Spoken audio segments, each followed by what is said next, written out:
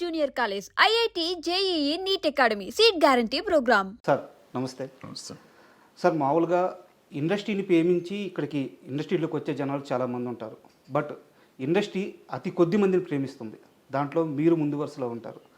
50 సంవత్సరాల సినీ ప్రయాణం, ఇండస్ట్రీలో కష్ట నష్టాల గురించి, ఇక్కడ ఉండే సుఖాల గురించి, ఇక్కడ ఉండే దుఃఖాల గురించి, ఇక్కడ మనుషుల వ్యధల గురించి, ఇక్కడ పరిస్థితుల గురించి పూర్తి అవగాహన ఉన్న వ్యక్తి మీరు. అన్ని విభాగాల్లో పనిచేస్తున్నారు. అదే సమయంలో దర్శక నిర్మాతగా మీదైన ముద్ర వేస్తున్నారు. సో ఈరోజు మీతో నేను ఇంటర్వ్యూ చేయడానికి కారణం ఏంటంటే, ఈరోజు ఇండస్ట్రీలో ఉన్న పరిస్థితుల గురించి, మనుషుల యొక్క మనస్తత్వాల గురించి, వాటి గురించి వివరంగా మీ నోటి నుంచి తెలుసుకోవాలని ఇంటర్వ్యూ స్టార్ట్ చేస్తున్నాను సార్. మీరు సహకరిస్తారని కోరుకుంటున్నాను. సహకరించుకు ఏం చేస్తాం, వచ్చి అడుగుతున్నావు కదా, చెప్పాలి తప్పదు. నాకు తెలిసి నేను చెప్తాను, బట్ నువ్వు చెప్పినంత నాలెడ్జ్ నాకేం లేదు. ఏదో ఉన్నాం, 50 ఏళ్ళ నుంచి ఉన్నాం కాబట్టి ఎంతో కొంత తెలిసి చెప్తాను. సార్ ముందుగా మీ విషయానికే వస్తే, నాకు తెలిసి అంటే ఇదివరకు ఒక ఇంటర్వ్యూలో కూడా చెప్పున్నారు, మీరు రిటైర్మెంట్ అయిపోయి ఒక ప్రశాంతమైన జీవితాన్ని గడుపుతున్నారు మీరు, అంతేనా? రిటైర్మెంట్ ఏమో లేదు. రిటైర్మెంట్ అని చెప్పి సినిమా వాళ్ళకి రిటైర్మెంట్ ఏమైనా వచ్చేదాకా పని చేస్తానే ఉంటాం. ఏదో అవకాశం కోసం ట్రై చేస్తూనే ఉంటాం. అవకాశాలు రావు అంతే. ఒక ఏజ్ వచ్చిన తర్వాత మనిషి ఎంత తాపత్రయపడ్డా అవకాశం రావటం చాలా కష్టం. డబ్బులుంటే ప్రొడ్యూసర్గా కంటిన్యూ చేయొచ్చు, డబ్బులు లేకపోతే అది కూడా చేయలేం. డైరెక్షన్ అనేది ఒక ఏజ్తో చూస్తున్నాం కదా, టాప్ డైరెక్టర్స్ కూడా ఖాళీగానే. సో మనం ఎప్పుడు టాప్ డైరెక్టర్ కాదు కాబట్టి మనం ఎక్స్పెక్ట్ చేయటం కూడా కరెక్ట్ కాదు. యాక్చువల్గా మీరు అవకాశాలు అన్నారు కాబట్టి నాదో క్వశ్చన్ సార్, ఇది లాస్ట్లో అడగదాం అనుకున్నాను, టాపిక్ ముందే వచ్చింది కాబట్టి. ఇది వరకు మా టీఎన్ఆర్ గారి ఇంటర్వ్యూలో మిమ్మల్ని ఒకసారి యాక్టర్గా మీరు ఎందుకు కంటిన్యూ చేయట్లేదు, ఒక సినిమాలో చేశారు కదా అని చెప్పి అడిగారు అనమాట. ఆ సమయంలో మీరు చెప్పిన సమాధానం ఏంటంటే, నాకు అంత ఇంట్రెస్ట్ లేదు, నేను చాలా బిజీగా ఉండి చేసిన రోల్ అది అని చెప్పి అన్నారు. కానీ ఇప్పుడున్న పరిస్థితుల్లో మీలాంటి ఒక ఈ హైట్ కానీ, మీకుండే ఒక ఆరా కానీ, మీ వాయిస్ కానీ, సో తెలుగు సినిమాలో అతి కొద్ది మందికి మాత్రమే ఉంది, చాలామందిని బయట నుంచి తెచ్చుకుంటా ఉన్నాము. కోటా శ్రీనివాసరావు గారు కూడా చనిపోయే వరకు ఆయన ఈ విషయం మీదే ఫైట్ చేశారు. సో ఇప్పుడు మీరు యాక్టర్గా చేయాలి అనుకుంటే మీకంటే బెటర్ ఆప్షన్ ఎవరు ఉంటారు సార్? దీనికి నేను ఆప్షన్ అనుకుంటే నాకు యాక్టింగ్ రాదు, ఫస్ట్ పాయింట్. సార్ ఎవరు అడగలేదు, అడిగితే చేసేవాడినేమో, అది వేరే సంగతి. ఎవరిని అడిగినా కానీ ఏదో పోలీస్ ఇన్స్పెక్టరు లేకపోతే కమిషనరు 1 గంట వేషం 1/2 గంట వేషం అడుగుతూ ఉంటారు. సరే, అది నాకు ఇంట్రెస్ట్ ఉంటే చేస్తాను, లేకపోతే లేదు. ప్లస్ ఎవరిని అడిగితే ముందు చెప్తాను నేను కండిషన్, నాకు యాక్టింగ్ రాదు, మీకు ఇష్టమైతే రండి, లేకపోతే రావద్దని చెప్తాను. అందుకని వాళ్ళు రాలేదో వస్తారో తెలియదు. బట్ ఎక్కువగా నేనేరా పోలీసులో ఫుల్ లెంత్ క్యారెక్టర్ చేసి ఆ తర్వాత ఎవరు ఫుల్ లెంత్ క్యారెక్టర్ అడగలేదు. ఎవరు ఇంతవరకు అడగలేదు. అడిగుంటే అన్న ఆలోచించేవాడినా నాకు తెలియదు, ఐడియా లేదు. బట్ నేను ఎవరు అడగలేదు. సార్ మీ డైలీ రొటీన్ ఎలా ఉంటుంది సార్? అంటే డే ఎలా నడుస్తుంది? ఏముంటుందో మామూలు తింటాం తిరగటం అంత పెద్ద పని ఉంటుంది. లేదంటే ఇంటర్వ్యూలు అంటే ఉంటాయి, లేదంటే ఎవరన్నా కథలు చెప్తా ఉంటే వింటూ ఉంటాను. వాళ్ళకి చెప్తూ ఉంటాను, నేను చేయనయ్యా సినిమాలు చేయట్లేదంటే, లేదు సార్ మీ అభిప్రాయాలు చెప్పండి సార్ అంటూ ఉంటారు. చెప్తూ ఉంటాం. సార్ మీది ముందు నుంచి ఫిల్మ్ బ్యాక్గ్రౌండ్ ఉన్న ఫ్యామిలీ. సో ఇక్కడ అన్ని బాధలు అన్ని ఇబ్బందులు పడ్డారు. సో దర్శకుడిగా కొన్ని హిట్స్ కొట్టారు, కొన్ని పరాజయాలని, నిర్మాతగా కూడా సేమ్ అంతే. బట్ ఇక్కడ ఏంటంటే కార్మికుల కష్టాలు తెలిసిన వ్యక్తిగా చాలా సమస్యలు పరిష్కరించారు. సో ఇక్కడ అన్ని కష్టాలు నష్టాలు అన్నీ చూశారు, అన్నీ దాటొచ్చారు. కాకపోతే ఇప్పుడు మీ ఏజ్ నాకు తెలిసి 77 అనుకుంటున్నాను. సో ఇంత ఏజ్ ఇంత ట్రావెల్ అయిన తర్వాత కూడా మీరు ఒక కంఫర్ట్ లైఫ్ని సెట్ చేసి పెట్టుకున్నారు. ఇండస్ట్రీలో మిగతా ఆర్టిస్టులు అందరూ ఇలా ఎందుకు ప్లాన్ చేసుకోకపోతున్నారు? కెరీర్ చివరికి వచ్చేలేకే ఫైనాన్షియల్గా, అంటే వాళ్ళు యాక్టర్స్గా వాళ్ళు పీక్స్లో ఉన్నప్పుడు మంచి రెమ్యూనరేషన్ తీసుకుంటున్నారు, మంచి లైఫ్ని లీడ్ చేస్తున్నారు. చివరికి వచ్చేలేకే ఒకరి మీద ఆధారపడే పరిస్థితి వచ్చేస్తుంది. సో ఎందుకు ఇలా జరుగుతుంది సార్? అంటే నా వరకు నేను వస్తే, నేను ఫైనాన్షియల్గా పెద్ద మెస్సే నేను. సార్ నాకు నా వైఫ్ పిల్లలు వాళ్ళు చేసిన జాగ్రత్తలు, వాళ్ళు చేసిన కష్టాలు వల్ల ఇవాళ నేను కొద్దిగా గొప్ప కంఫర్టబుల్గా ఉన్నాను. చాలామందితో కంపేర్ చేస్తే, అంటే ఐఎమ్ కంఫర్టబుల్ లేదని కాదు, కంపేర్ చేస్తే ఫినాన్షియల్గా ఐఎమ్ నథింగ్. కానీ I'm comfortable. So that credit goes to my family, not me.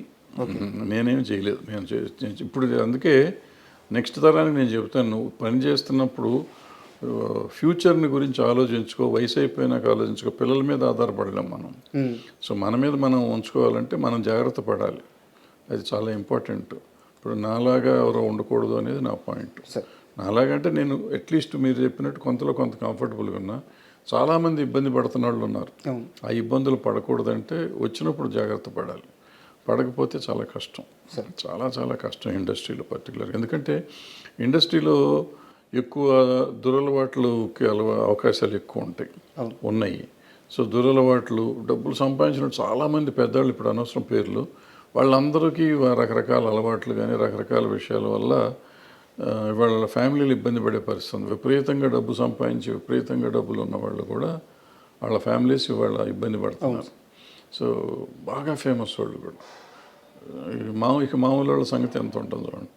తర్వాత కొంతమంది పిల్లలు చదివించినాక పిల్లలు వీళ్ళని చూడకపోవటం లాంటి కొంతమంది ఇబ్బంది పడేవాళ్ళు ఉంటారు. బట్ ఏదైనా మనని గురించి మనం ఆలోచిస్తూ మన పిల్లల గురించి ఆలోచించాలనేది నా పాయింట్. ఓకే, సెల్ఫ్ లవ్ అనేది అవసరం అండి. కంపల్సరీగా. ఎందుకంటే ఒక వయసు వచ్చినాక వాళ్ళు వెళ్ళిపోతారు పాపం. వాళ్ళకి మన సంబంధం చేయాలి కదా, వాళ్ళు చేయలేని పరిస్థితిలో ఉండొచ్చు. వాళ్ళు కూడా వాళ్ళ బతుకు తెరువు చూసుకోగలిగే పరిస్థితి తప్ప మన సపోర్ట్ చేసే పరిస్థితి ఉండకపోవచ్చు. అందుకని వాళ్ళ మీద ఆధారపడతాం కాకుండా మనది మనం చూసుకుంటూ వాళ్ళ కోసం చేస్తే బాగుంటుంది. ఎందుకంటే చూస్తా చాలామంది నాకు డబ్బులుగా అడుక్కునే పరిస్థితి ఉండటం ఇండస్ట్రీలో వాళ్ళని చూస్తే నాకు కొంచెం బాధేస్తుంది, కోపం వస్తుంది. ఈ పరిస్థితికి మనం వెళ్తున్నాం అంటే మనం ఏంటి, నా కెపాసిటీ ఏంటి, నేనేంటి అని ఆలోచించుకోవాలి. నాకు ఉన్నదానికంటే ఎక్కువ ఆలోచించుకొని నేను ఎఫర్ట్ చేయగలను. ఇప్పుడు సపోజ్ నేను సైకిల్ ఎఫర్ట్ చేయగలను అనుకోండి, కారు కొనేస్తాను. కారు కొంటే కారు మెయింటెనెన్స్కి, పెట్రోల్కి, ఈఎంఐకి డబ్బులు కావాలి, ఈ అప్పులు చేయాలి. నాకు అవసరం లేదు. ఎవరి కోసం షో చేస్తున్నావు? నీ జీవితం నువ్వు బతకాలంటే నీకు సైకిల్ సరిపోతుంది, లేదా బస్సులో వెళ్ళు, ఆటోలో వెళ్ళు. అది కాకుండా నువ్వు కారు ఎవరి కోసం, ప్రదర్శన కోసం చేసి ఆడు ఈఎంఐ వచ్చి లాక్కి వెళ్ళేది అసహ్యంగా. దానికంటే అసహ్యం మనకేముంటుంది జీవితంలో. సో ఎగ్జాంపుల్ చెప్పా. ఇట్లా మనం షో ఆఫ్ కోసం బతికేవాళ్ళు కొంతమంది. అవన్నీ మారాలి. మనం మారితే సింపుల్గా ఉంటుంది. సార్, మీరు నాకు వ్యక్తిగతంగా తెలుసు. కొన్నేళ్ల క్రితం మీ కింద మీ టీంలో నేను పనిచేస్తున్నాను. సో ఆ లీనియన్స్ తీసుకొని మిమ్మల్ని పరిధి దాటి ఒక క్వశ్చన్ అడుగుతున్నాను. తమ్మారెడ్డి భరద్వాజ్కి కోపం ఎక్కువ, తమ్మారెడ్డి భరద్వాజ్కి ఇగో ఎక్కువ. ఇలాంటి ప్రశ్నలు, ఇలాంటి మాటలు నేను స్వతహాగా వినున్నాను. మీ దాకా వచ్చున్నాయో లేదో నాకు తెలియదు. బట్ ఇదే సమయంలో నేను క్లారిటీ ఇస్తాను. మీ ప్రేమ నాకు తెలుసు, మీరు ఎంత మంచిగా ఉంటారో నాకు తెలుసు. అంటే నేను కెమెరా ముఖంగా ఇంటర్వ్యూకి వచ్చే ముందే చెప్పాలనుకుంటున్నాను. మీరు నాకు చేసిన సహాయం నేను చెప్తాను. నా ఆరోగ్యం చెడిపోయినప్పుడు, మీరు నా బాస్గా ఉన్నప్పుడు నన్ను కాపాడడానికి మీరు చేసిన సహాయం, అంటే లైవ్లో అప్పటికప్పుడు బాలకృష్ణ గారి పిఏకి ఫోన్ చేసి నన్ను బసవతారకం పంపించడం, లేదా అక్కడ కుదరకపోతే నాకు ముందుగానే డబ్బులు ఇప్పించేసి కంపెనీ నుంచి మీరు మొత్తం ఆ బాధ్యత అంతా తీసుకొని నన్ను కాపాడిన విధానం నాకు తెలుసు. బట్ మీరు అదే సమయంలో తిడతారు, అదే సమయంలో ప్రేమగా ఉంటారు. మీ మంచి ఎందుకు బయటికి వెళ్ళలేదు? మీ కోపం, మీ ఈగో ఇవి మాత్రం ఎందుకు బయటికి వెళ్ళినాయి? అంటే కోపం ఈగో బయటికి వెళ్ళి అని నేను నమ్మను. అంటే నాకు ఈగో ఉంది, కోపం ఉంది, డెఫినెట్ రెండు. నన్ను ఎక్కువ ప్రేమించేవాళ్ళు, మీరే ముందే చెప్పారు ప్రేమించేవాళ్ళు చాలా ఎక్కువ ఉన్నారని చెప్పి. సో వాళ్ళ ముందు ఈగో ఇది అనుకున్న వాళ్ళు ఇప్పుడు తిట్టాను అనుకోండి. ఫర్ ఎగ్జాంపుల్ నేను మిమ్మల్ని తిట్టుంటాను 1-2 సార్లు. తిట్టిందే మీకు గుర్తుంటే మీ తప్పు, నా తప్పు కాదు కదా. ఏదో తప్పు చేస్తుంటారు, తిట్టుంటాను. నా దగ్గర ఇంకో లక్షణం ఉంది. తప్పు అని నేను తిట్టినాక నేను చేసిన తప్పని చెప్తే తర్వాత వెళ్ళి క్షమాపణ చెప్పిన రోజు చాలా ఉన్నాయి. మీరు తప్పు చేశారనుకుని మిమ్మల్ని తిట్టుండొచ్చు, బట్ అది నేను చేసింది తప్పు, మీ తప్పు కాదని నాకు అర్థమైన తర్వాత వెళ్ళి నేను చాలామందికి చెప్పాను నా తప్పు అని. సో అది ఉంది, ఇది ఉంది. ఆవేశంలో మనిషి అన్నాక ప్రతివాడికి ఉంటుంది. ఉప్పు కారం తిన్నా కోపములు వస్తూ ఉంటాయి. ఈగో అంటారా, ఏదో ఉంటుంది వయసులో ఉన్నది ఈగో. ఇప్పుడు అది ఈగోలు ఏమి ఉండవు. అది ఈగో అంటే ఈగో, అహంకారం అంటే అహంకారం, ఏదంటే అది. బట్ నాకు తెలిసి అంత అహంకారం కానీ అంత ఈగో కానీ నాకు లేవు. కొన్ని విషయాల్లో నేను చూపిస్తాను. అండ్ మనం ఇండస్ట్రీ గురించి మాట్లాడుకుందాం అనుకున్నాం కాబట్టి సార్ ఓపెన్గా అడుగుతున్నాను, ఫిష్ వెంకట్ని ఎందుకు సార్ ఇండస్ట్రీ అనాథగా వదిలేసింది? ఫిష్ వెంకట్ని ఇండస్ట్రీ అంటే ఎవరు అసలు ఫస్ట్ మీరు అది చెప్పండి. డెఫినేషన్ ఆఫ్ ద ఇండస్ట్రీ ఎవరన్నా చెప్తే దాన్ని బట్టి నేను మాట్లాడతాం. డెఫినేషన్ ఆఫ్ ద ఇండస్ట్రీయే తెలియకుండా ఎవరికాళ్ళు ఇండస్ట్రీ అని మాట్లాడతారు. ఎవరు ఇండస్ట్రీ? అది కూడా నా క్వశ్చనే సార్. అంటే ఫిలిం ఛాంబర్ ఇండస్ట్రీనా, నిర్మాత మండలి, ఆ ఫిలిం ఛాంబరు, లేకుంటే మా అసోసియేషన్ ఇండస్ట్రీనా? ఎవరు సార్ ఇండస్ట్రీ? ఎవరు ఇండస్ట్రీ కాదు. ఫిలిం ఛాంబర్ ఇండస్ట్రీ అంటే అసలు ఏం లేదు. ఇండస్ట్రీ అంటే ఏ ఇండస్ట్రీ అయినా ఉంది. ఇప్పుడు ఒక ఇదేమంటారు, ఓ వర్కరుకి ఏదో అయ్యి చచ్చిపోయాడు ఒక ఇండస్ట్రీలో. ఆ ఇండస్ట్రీ యాజమాన్యం ఏదో చేస్తుంది కదా. యాజమాన్యం అతనికి ఉంటే ఇన్సూరెన్స్ ఉంటే ఇన్సూరెన్స్ ఇస్తుంది, లేదంటే ఎక్స్గ్రేషియా ఉంటే ఇస్తుంది, లేదా ₹1,00,000 5,000 10,000 ఇస్తారు. ఇక్కడ ఇండస్ట్రీ ఒక ఆయన సంగతి మాట్లాడతలేను నేనే అనుకుందాం కొంచెంసేపు. నేను ఎక్కడ పని చేశాను వాడు నాకు బాస్. సార్ నేను ఎంతమంది దగ్గర పని చేస్తున్నాను. సో ఎవరు ఇప్పుడు నువ్వు చెప్పిన ఆయనకి నాకు సంబంధం లేదు. సార్ నేను ఇండస్ట్రీలో ఉన్నట్టే లెక్క. బట్ నాకేం సంబంధం, ఎవరు వచ్చి చేయాలి, సార్ ఎవరు వచ్చి ఎందుకు చేయాలి. ఇప్పుడు అందే ఇందాక చెప్పింది అదే, ఎవరి జాగ్రత్తలు వాళ్ళు ఉండాలని చెప్పింది అదే. సార్ ఇక్కడ నాది ఇంకో ప్రశ్న, మిమ్మల్ని మధ్యలో ఆపుతున్నందుకు క్షమించండి. అంటే నా ప్రశ్న ఏంటంటే, కోటా గారు చనిపోయినప్పుడు చాలామంది వచ్చారు సార్. అంటే నేను కోటా గారిని, ఫిష్ వెంకట్ గారిని ఒకే స్థాయి నేను చెప్పట్లేదు, ఒకే గట్టు నేను కట్టట్లేదు. ఆయన స్థాయి వేరు, అంటే ఆయన అచీవ్ చేసిన విజయాలు వేరు. బట్ ఏ ఇండస్ట్రీ వచ్చింది సార్ కోటా గారి దగ్గరికి, ఆ ఇండస్ట్రీ ఫిష్ వెంకట్ దగ్గరికి కనీసం పరామర్శకు కూడా ఎందుకు రాలేదు? అంటే కోటా గారు ఆ ఫ్యామిలీ పరామర్శించారు. కాదు, మీరు అర్థం చేసుకోవాల్సిన విషయం ఏంటంటే, కోటా గారు చేసిన సినిమాలు కానీ, కోటా గారు చేసిన కంపెనీలు కానీ వేరు. సార్ ఫిష్ వెంకట్ గారు చేసిన సినిమాలు, ఫిష్ వెంకట్ గారు చేసిన కంపెనీలు వేరు. సార్ ఆయనకి పరిచయం ఉన్న వాళ్ళు వస్తారు. ఎవరైనా కానీ పోతే ఇప్పుడు అన్ని చోట్లకి వెళ్ళాలని రూల్ ఏం లేదు. చాలామంది అడుగుతారు, ఫిష్ వెంకట్ గారు పోతే చాలామంది రోజు పోతున్నారు. అంటే అంత ఇది కాదు. ఈయన ఇప్పుడు ఆయనతో పనిచేసిన వాళ్ళు అందరూ వచ్చారు కదా అక్కడికి. సార్ ఆయనతో పనిచేసిన వాళ్ళు అందరూ వచ్చారు. ఒకళ్ళిద్దరు పెద్దవాళ్ళు కూడా వచ్చి ఉంటారు. నాకు తెలియదు ఎవరు వచ్చారు ఎవరు రాలేదు, నాకు తెలియదు, ఐడియా లేదు. సో డెఫినెట్గా కొంతమంది ఆయనతో పనిచేసిన వాళ్ళు వచ్చి ఉంటారు. సార్ అంటే నేను ఎందుకంటే ఈ క్వశ్చన్ అడిగింది దీనికోసమే సార్. ఇప్పుడు ఎవరు తెలిసిన వాళ్ళే వెళ్తారు, తెలియని వాళ్ళు ఎందుకు వెళ్తారు ఇండస్ట్రీలో. ఇప్పుడు ఆయన వచ్చినాక ఏంటంటే ఒక గబ్బర్ సింగ్ నుంచి పాపులారిటీ వచ్చింది. ఆ గబ్బర్ సింగ్ గ్యాంగ్గా పాపులర్ అయ్యారు. ఆ గ్యాంగ్ అంతా అక్కడే ఉన్నారు పాపం. వాళ్ళే చాలా చేశారని విన్నాను నేను, నాకు తెలియదు. సో వాళ్ళు చేశారు కదా, మరి వాళ్ళంతా ఇండస్ట్రీ కింద ఎందుకు తీసుకోరు మీరు? హెల్ప్ చేసిన వాడిని ఇండస్ట్రీ అనుకోకుండా భరద్వాజ్ రాలేదు, లేకపోతే ఇంకో పుల్లయ్య రాలేదు, ఎల్లే రాలేదు అని మాట్లాడతాం కరెక్ట్ సార్. నీళ్ళల్లో ఒక వ్యక్తి కొట్టుకుపోతున్నప్పుడు ఆ ఇచ్చే చెయ్యి పెద్దదై ఉండాలి కదా సార్. పెద్ద చేతికి ఎందుకు, ఎక్కడి నుంచి వస్తుంది పెద్ద చెయ్యి? ఎక్కడి నుంచి వస్తుంది పెద్ద చెయ్యి? ఇప్పుడు ఈ నీళ్ళల్లో కొట్టుకుపోతున్నాడు, నీళ్ళల్లో కొట్టుకుపోతుంటే ప్రధానమంత్రి ఢిల్లీలో ఉన్నాడు, పెద్ద చెయ్యి ఉంటుంది. ఆయన అక్కడి నుంచి చెయ్యి పెడతాడా? అక్కడ ఒడ్డున నువ్వు ఉన్నావు, ఉంటే నువ్వు కదా చెయ్యి అందిస్తావు. అంటే ఈ ఒడ్డున నువ్వు అందిస్తావా, ప్రధానమంత్రి అందిస్తాడా? దగ్గర ఉన్న వ్యక్తి అందించాలి. ఇప్పుడు ముఖ్యమంత్రి ప్రధానమంత్రి ఎందుకు ఇవ్వలేదని నువ్వు అడిగితే నేను సమాధానం ఎట్లా చెప్తాను? అంటే కాదు సార్, నేను ఈ మొత్తం సినారియో అంతా ఎందుకు ఇంతలా అని అడుగుతున్నానంటే, నాకు ఒక ఆన్సర్ కావాలి.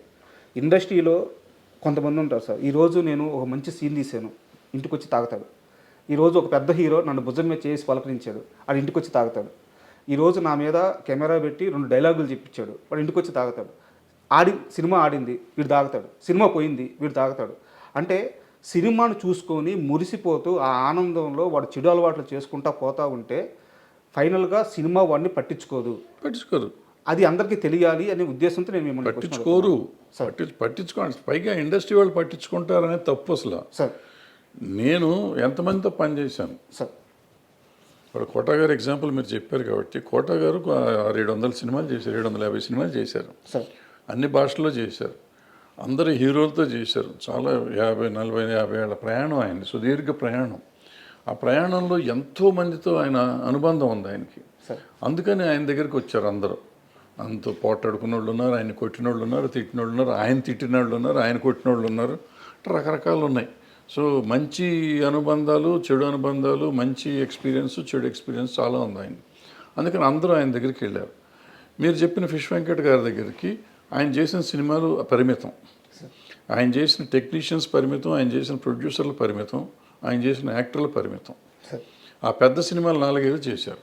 చేసినప్పుడు ఆ పెద్ద యాక్టర్లు మాత్రమే వాళ్ళు పెద్ద యాక్టర్లకి ఈయన చేసిన సినిమాల లెక్క ప్రకారం చాలా చిన్న యాక్టర్ ఈయన. నేను సమబుజ్జి యాక్టర్ కాదు, అంటే కోట శ్రీనివాసరావు గారు అంత పెద్ద యాక్టర్ కాదు. సో వీళ్ళు ఎంతవరకు వస్తారు అనేది నమ్మకం లేదు. బట్ కొంతమంది అతని మీద అభిమానం ఉన్నవాళ్ళు రావచ్చు. ఆయన పనిచేస్తున్నప్పుడు ఆ పలానా హీరో ఆయన అభినందించి ఉండొచ్చు. సినిమా యాక్టర్గా కాబట్టి కొంతమంది డెఫినెట్గా గుర్తుపెట్టుకుంటారు. మర్చిపోయి ఉంటారని నేను నమ్మను. కానీ వాళ్ళందరూ రావాలని ఎక్స్పెక్ట్ చేయటం మన తప్పు అంటాను నేను. మన తప్పు. వాళ్ళు వస్తారు, అది వాళ్ళ సంస్కారం. రావాలా వద్దనేది వాళ్ళ సంస్కారం, వాళ్ళ అవసరం కంటే ఆ సంస్కారం. ఇప్పుడు అక్కడ కోట శ్రీనివాసరావు గారి స్థాయి వేరు, ఈయన స్థాయి వేరు. సో ఈయన స్థాయికి వాళ్ళు రావాలా వద్దా అనేది వేరే సంగతి. రాకపోవటాన్ని పెద్ద మనం తప్పు పడతాం, నేనైతే తప్పు పడుతున్నాను.